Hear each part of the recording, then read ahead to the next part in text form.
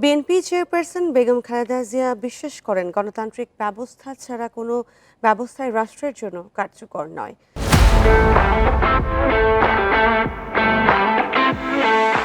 শনিবার রাতে বিএনপি চেয়ারপারসনের গুলশানের বাসভবন ফিরোজায় ঈদ শুভেচ্ছা বিনিময় শেষে কথা জানান দলটির মহাসচিব মির্জা ফখরুল ইসলাম আলমগীর। বলেন, কারাগারে থাকায় গত ঈদে খালেদা জিয়ার সাথে দেখা করতে পারেননি নেতাকর্মীরা।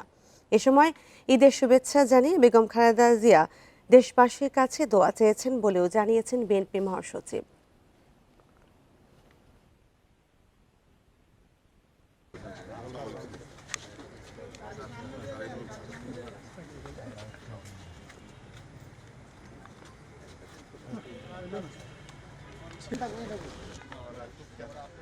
ঈদের দিনে আমরা তার সঙ্গে সৌজন্য সাক্ষাৎ করতে আসি।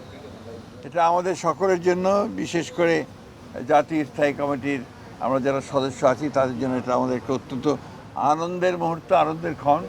তিনি সুস্থ আছেন, ভালো আছেন, আগে ইনশাআল্লাহ ভালো আছেন।